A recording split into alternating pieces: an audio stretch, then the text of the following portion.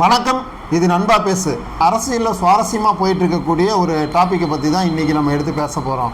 விஜய் அவர்கள் சொன்ன ஒரு விஷயம் இன்னைக்கு பயங்கரமாக இருக்குது. ஆட்சியில் பங்கு, அதிகாரத்தில் பங்கு அப்படின்னு சொல்லியிருந்தாரு. அதை போட்ட வெடிகுண்டு தான் பல கட்சிகள் தெரித்து வெளியே வந்துக்கிட்டு இருக்கு ஒவ்வொன்றா. அப்படிங்கிற விஷயம் தான் இன்றைக்கி பயங்கர ட்ரெண்டிங்காக போயிட்டுருக்கு. சிபிஎம் ஆகட்டும், திருமா ஆகட்டும், தமிழக வாழ்வுரிமை வேல்முருகன் அவர்களாகட்டும் ஒவ்வொருத்தராக வெளியே வந்து கொண்டிருக்கிறார்கள். இவர்கள் ஏன் வெளியே வருகிறார்கள் என்று கேட்டால், ஆட்சியில் பங்கு, அதிகாரத்தில் பங்கு. விஜய் சொன்ன அந்த ஒரு விஷயம்தான். இவர்களுக்கு முதலில் தங்களுக்கு கொடுக்கப்பட்ட சீட்டுகளை வாங்கி தேர்தலில் களம் கண்டார்கள் இன்றைய தேர்தல்களில்.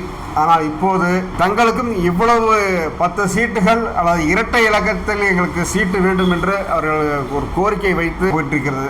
என்ன காரணம்னா, இரட்டை இலக்கு கொண்ட சீட்டுகளை சிறு சிறு கட்சிகளும் கேட்கிறது திமுகவிடம் அப்படிங்கிறது தான் இப்போது போயிட்டுருக்கு. அதை அவங்க கொடுக்க மறுக்கிறார்கள். இதற்கு என்ன காரணம் அப்படின்னா, பிரேமலதா விஜயகாந்த் அவர்கள் திமுகவுடன் கூட்டணி வைத்ததுனால குறிப்பிட்ட சீட்டுகளை ஒதுக்கும் நிலைமைக்கு திமுக தள்ளப்பட்டிருக்கு. அதனால மற்ற சிறு சிறு கட்சிகளுக்கு எல்லாமே குறைவான சீட்டுகளை கொடுக்கக்கூடிய அந்த நிலைமைக்கு திமுகவும் இப்போ தற்போது உள்ளது. இதனால் அந்த கூட்டணிக்குள்ளே ஏகப்பட்ட சலசலப்பு அப்படிங்கிறது தொடர்ச்சியாக போயிட்டு இருக்கு. இன்றைய தேதியில் பிரச்சாரத்தை ஆரம்பித்து விடுவார்கள். தேர்தல் எலெக்ஷன் தேதி அறிவிச்சுட்டாங்களே, எலெக்ஷனுக்கு பிரச்சாரத்தை ஆரம்பிச்சிருவாங்க. ஆனால் இப்போ இருக்கக்கூடிய சூழலில் இன்னும் பிரச்சாரத்தை ஆரம்பிக்கப்படாமல் இந்த தொகுதி பங்கீடு வெறும் இழுபறியாக நிறைய போயிட்டு இருக்கு அப்படிங்கிறது ஒரு சூழ்நிலையாக இருக்குது. ஏடிஎம்கே அம்மா இருந்த காலத்திலும் சரி, புரட்சித்தலைவர் எம்ஜிஆர் அவர்கள் காலத்திலும் சரி, தொகுதி பங்கீடு என்பது தேசிய கட்சியோடு தமிழ்நாட்டில் தான் மாநில கட்சிகளோடு தான் கூட்டணி பேச்சுவார்த்தை நடத்தப்பட்ட ஒரு காலம் இருந்தது.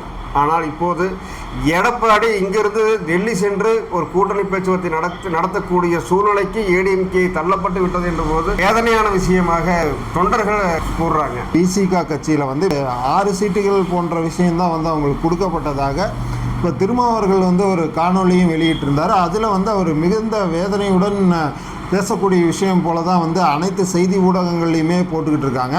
ஸோ அந்த மாதிரி இருக்கும் பட்சத்தில் அவங்களுக்கு கூடுதலான அவங்க சீட்டை எதிர்பார்த்துருக்காங்க அப்படிங்கிற விஷயம் இந்த இப்போ 2026 தெரியுது. 2021 கொடுக்கப்பட்ட அதே 6 தொகுதிகள் மீண்டும் அவங்களுக்கு கொடுக்குற இந்த சூழலில் அவங்க இதை ஈஸியாக அக்செப்ட் பண்ணிட்டும் போகலாம். ஆனால் அவங்க வேதனைப்படுறதுக்கான காரணம் என்ன அப்படிங்கிறதும் புரியல. ஏன்னா இப்போ களம் ரொம்ப டஃப்பாக இருக்குது.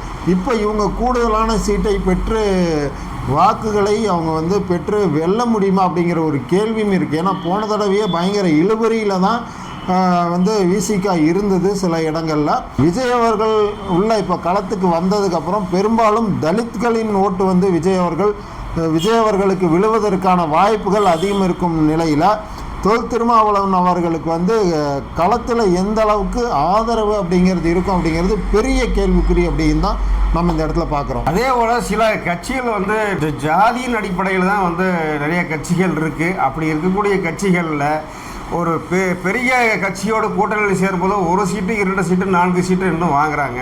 இப்படி வாங்கக்கூடிய அந்த கட்சிகள் 234 தொகுதியில் இருக்கக்கூடிய மக்கள் தன்னுடைய ஜாதியை வச்சு அப்படின்னு எடுத்துக்கலாம். 234 தொகுதியில் இருக்கக்கூடிய இவருடைய ஜாதிகளுக்கு எப்படி இந்த 6 சீட்டு 4 சீட்டு வாங்கி ஒரு நல்லது செய்ய போகிறாங்க அப்படிங்கிற ஒரு கேள்வியும் இங்கே எழும்பக்கூடிய ஒரு விதமாக நம்ம பார்க்குறோம். இவங்க குறிப்பிட்ட சமுதாயத்திற்கான வச்சிருக்கும் போது இவங்க ஒரு 6 சீட்டு மட்டுமே வாங்கிக்கிட்டு மீதி உள்ள அத்தனை தொகுதியில் இருக்கக்கூடிய அந்த தொண்டர்களுக்கான அந்த நிர்வாகிகளுக்கு என்ன செய்கிறாங்க அப்படிங்கிறது தான் இந்த இடத்துல கேள்வியாக இருக்குது.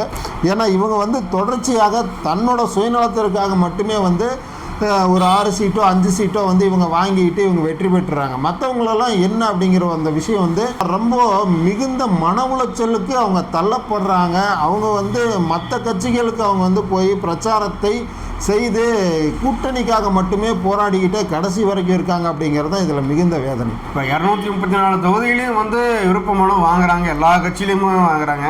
4 சீட்டு கொடுத்த கட்சியும் சரி, 6 சீட்டு கொடுத்த கட்சியும் சரி வாங்குறாங்க. அதுக்கான டொனேஷன் அப்படின்னு வாங்குறாங்க. ஒரு 5000 ரூபா, ஒரு 10,000 ரூபான்னு வாங்குறாங்க.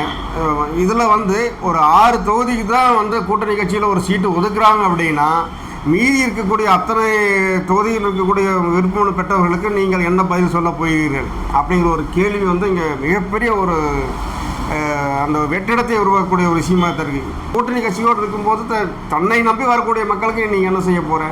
கூட்டணி கட்சி வந்தால் அவங்க கொடுத்ததுனா தான் நீங்கள் செய்வீங்க. அப்போ உங்களுடைய சுயலாபத்துக்காகத்தான் இப்படி இது செய்கிறீங்கிறது வந்து மக்களுக்கு வந்து அப்பட்டமாக வந்து வெளிப்பட்டிருக்கு. ஏன்னா பிறப்பிற்கும் எல்லா உயிர்க்கும் சொல்லிட்டு தான் வந்து விஜய் அவர்களுடைய கேப்ஷனாகவே அதை வச்சிருக்கும் பட்சத்தில் கூட்டணிக்கு வந்து நம்மளோட யார் வந்தாலும் நம்ம சேர்த்திக்குவோம், ஆட்சி அதிகாரத்தில் பங்கு கண்டிப்பாக கொடுப்போங்கிற மாதிரியான விஷயத்தை எல்லாமே விஜய் அவர்கள் முன்னிலைப்படுத்தி பேசியிருந்தார். ஆனால் அவர்களோட போய் பெரிய அளவில் கூட்டணிக்கு யாருமே போகலை அப்படிங்கிற ஒரு விஷயமும் வந்து பொதுவாக பேசப்பட்டு வந்துட்டுருக்குது. இந்த மாதிரி சிறு சிறு கட்சிகள் இதுதான் அதுதான் சொல்ல வரல, குறிப்பிட்ட சில சிறு கட்சிகள் வந்து அவரோட போய் கூட்டணி சேர்ந்துருந்தாங்க அப்படின்னா ஒட்டுமொத்தமாக அந்த மக்களுக்கான ஒரு பெரும் ஆதரவு தாவேக்காவோட சார்பில் வந்து கிடைச்சிருக்கும். ஏன்னா அது புதிதாக வந்தாலும் அந்த கட்சிக்கான பலம் அப்படிங்கிறது அசுர பலமாகத்தான் வந்து நம்ம பார்க்குறோம். ஏன் அப்படின்னா கூட்டம் செய்கிறது விஜய் அவர்களுக்கு ஓட்டு விழுமா அப்படிங்கிற கேள்வி எல்லாமே இப்போ மறைஞ்சிருச்சு. இப்போ வந்து அவர்களுக்கான களத்தில் இந்த ரெண்டு பிரதான கட்சிகளும் இருக்குது அப்படிங்கிற மாதிரி அந்தளவுக்கு வந்து அவங்க முன்னிலை வகித்து வந்துக்கிட்டு இருக்காங்க. திமுக அதிமுகங்கிற இடத்துல வந்து இன்றைக்கி தாவேக்கா அப்படிங்கிற ஒரு மிகப்பெரிய சக்தி அப்படிங்கிற விஜய் அவர்களோட கட்சி வந்து நிலச்சி நிற்கிது. இப்போ அவரும் சொல்லிகிட்டு இருக்க விஷயம் அதுதான், போட்டியே வந்து ரெண்டு கட்சிக்கு தான் அப்படிங்கிற அளவுக்கு அவர் பேசுகிற அளவுக்கு இருக்குன்னா அது மக்களுடைய அந்த பலமான ஆதரவு. அதனால தான் அவர் அந்த அளவுக்கு கட்ஸாக பேசிகிட்டு இருக்காரு. பொதுவாக களத்தில் நம்ம போய் கேட்கக்கூடிய மக்கள்கிட்ட இருக்கக்கூடிய விஷயமும் அதுதான். சராசரியாக போய் ஒருத்தங்கிட்ட கேட்டோம்னால அவங்க சொல்லக்கூடிய விஷயம் வந்து பெண்களாக இருக்கட்டும், சிறு சிறு யங்ஸ்டர்ஸாக இருக்கட்டும், சொல்கிற மெயினான விஷயம் என்னென்னா என்னுடைய ஓட்டு வந்து மெயினாக இந்த தடவை தாவேக்காவுக்கு தான் அப்படின்னு சொல்லக்கூடிய அந்த நிலவரத்தை நம்ம பார்க்குறோம். அப்போ களத்தினுடைய பலம் அப்படிங்கிறது தாவேக்காவுக்கு மிகுந்த பலமாகத்தான் இருக்குது அப்படிங்கிற நான் நம்புகிறேன். அதேபோல் நாம் தமிழர் கட்சியில் சீமான் என்ன சொல்லிக்காருன்னா, படித்தவர்களுக்கும் படிக்காதவர்களுக்கும் வந்து அரசு வேலை வழங்கப்படும் அப்படின்னு தேர்தல் வைக்கல வந்து சொல்லிக்கிறாரு. ஏன்னா விவசாயத்தை முக்கியமாக வச்சு தான் இந்த ஒரு அறிக்கையை வெளியிட்டிருக்காரு. 8% வாக்குகள் வந்து முதல்ல பெற்றிருந்தார். இந்த தேர்தலில் எவ்வளோ வாக்குகள் பெறப்போகிறார் அப்படிங்கிறது இந்த அறிக்கை எந்த அளவுக்கு தாக்கத்தை ஏற்படுத்தும் அப்படிங்கிறத பொறுத்து தான் நம்ம பார்க்கணும். நாம் தமிழரில் இருக்கவங்க வந்து பெரும்பாலும் தாவேக்காவுக்கு போயிட்டதாகவும் தகவல்கள் வந்து வெளியாகுது. அதே போல் வந்து ஏன் என்ன காரணம் அப்படின்னு நம்ம இதை பார்க்குறோன்னா பூராமே யங்ஸ்டர்ஸாக இருக்காங்க. இன்றைக்கி படித்த அறிவு சிந்தனையுடன் அவங்க சிந்திக்கக்கூடிய நபர்களாக இருக்கும் பட்சத்தில் மாற்றத்தை விரும்புகிறாங்க அப்படிங்கிறது தான் உண்மை. என்ன காரணம் அப்படின்னா பழைய இந்த ரெண்டு கட்சிக்கே ஓட்டை போட்டு நம்ம இதுவரைக்கும் எந்த பலனும் கிடைக்கவில்லை அப்படின்னு மனவேதனையுடன் இருக்கக்கூடிய யங்ஸ்டர்ஸ், அதாவது வேலை வாய்ப்பு அப்படிங்கிற விஷயத்துலலாம் பெரும் கேள்விக்குறி எழும்புது இந்த இடத்துல. ஏன்னா பணத்தை வாங்கி கொண்டு வந்து வேலைகளை கொடுக்குற அந்த ஊழல்கள் போன்ற நிறைய விஷயங்கள் நடந்துட்டுருக்கிறது அனைத்துமே மக்கள் கவனிக்கிறாங்க. பொதுவான இந்த படித்த இளைஞர்கள் இதை அனைத்துமே கூர்ந்து கவனிக்கக்கூடிய அந்த மனப்பக்குவத்தில் இருக்கவங்க பூராமே இப்போது தாவேக்காவை தொடர்ந்து வந்து போயிட்டுருக்காங்க அப்படிங்கிறது தான் உண்மை. அனைத்திந்திய புரட்சித் தலைவர் மக்கள் முன்னேற்ற கழகம் அப்படின்னு வந்து ஒரு கட்சியை இப்போ சசிகலா அவர்கள் தொடங்கியிருக்காங்க. இதுலேயும் வந்து நேர்காணல் நிறைய பேருக்கு அவங்களுக்கு வந்து கூட்டணிகள் அப்படிங்கிறது எங்களுக்கு கூட்டணிகள் வந்தால் நாங்கள் இருக்கிறோம், நாங்கள் தான் வந்து முதலமைச்சர் வேட்பாளராக நிற்போம் அப்படின்னு சசிகலா அவர்களும் சொல்லியிருக்காங்க. ஏன்னா அவரோடு கூட இருந்த டிடிவி தினகரன் வந்து பிரிஞ்சு போய் ஏடிஎம்கேல வந்து இணைஞ்சிட்டாரு. அந்த சூழ்நிலையில் இவங்க கட்சி ஆரம்பிச்சிருக்காங்க. இது எந்த அளவுக்கு அதாவது ஓட்டுகளை பிரிக்குமா, தென் மாவட்டங்களில் இருக்கக்கூடிய தேவர்களுடைய ஓட்டுகள் பிரிக்கப்படுமா, சிறுபான்மையுடைய ஓட்டுகள் பிரிக்கப்படுமா, இது கட்சிக்காக ஒரு செய்யப்பட்ட ஒரு தன்னை முன்னிலைப்படுத்துவதற்காக தொடங்கப்பட்ட கட்சியா, இது எப்படி அப்படிங்கிறது வரக்கூடிய தேர்தலை நம்ம பார்க்கக்கூடிய இதாக இருக்குது. ஐயா ராமதாஸ் அவர்களும் சசிகலாமையார் அவர்களும் வந்து இரண்டு பேரும் இணைஞ்சு தான் வந்து இந்த தேர்தல் களத்தை சந்திக்க போவதாக ஒரு தகவலும் வந்து பரவலாக போய்கிட்டு இருக்குது. அப்படி இருக்கும் பட்சத்தில் அவங்களோட அந்த குறிப்பிட்ட சமுதாயத்தின் வாக்குகள் எப்படி பிரியும், எந்த பக்கம் இவங்க பக்கமா அல்லது மற்ற கட்சிகளுக்கு போகுமா அப்படிங்கிற அந்த விஷயமும் வந்து இந்த தேர்தலில் உன்னித்து கவனிக்கப்பட வேண்டிய விஷயமா. நமக்கு தேர்தல் ரிசல்ட் வந்ததுக்கு அப்புறம் தான் இதனுடைய அடிப்படையான அந்த தன்மை வந்து நமக்கு புரிய வரும். கண்டிப்பாக வரக்கூடிய 2026 தேர்தலில் யாருக்கு பலம் அதிகம் அப்படிங்கிறத அடுத்த காணொலியில் நம்ம பார்ப்போம். அதுவரை நம்ம சேனலில் ஸ்டே டியூன்ல இருங்க. நன்றி, வணக்கம்.